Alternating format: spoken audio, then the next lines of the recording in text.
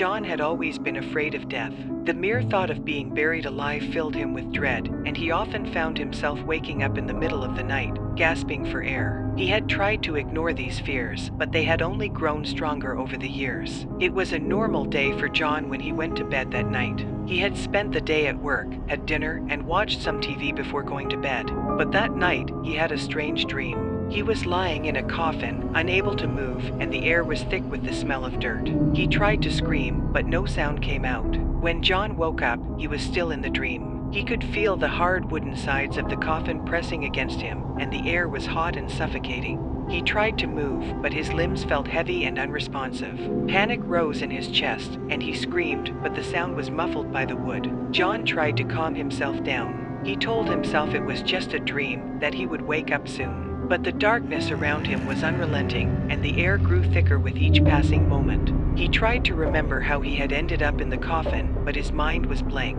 Time passed, and John lost all sense of it. He could feel his body growing weaker, and his mind grew hazy with lack of oxygen. He wondered if this was what it felt like to die, to slowly suffocate in a cramped wooden box.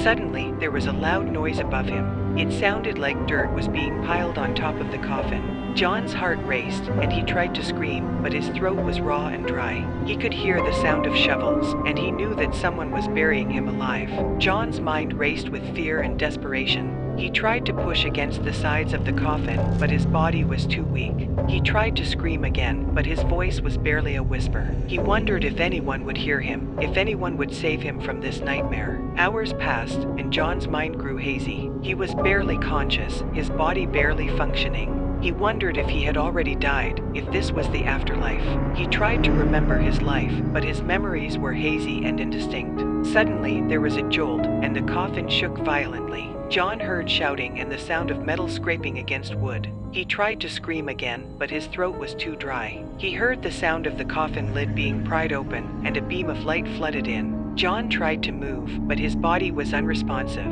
He felt hands lifting him out of the coffin, and he was blinded by the light. He felt the fresh air on his face, and he gasped for breath. It was only when he was outside the coffin that John realized where he was. He was in a cemetery, surrounded by gravestones and dark trees. The sky was dark, and the air was cold. He looked around, confused and disoriented. A man in a black suit was standing next to him, holding a lantern. "Are you okay?" the man asked, his voice calm and reassuring.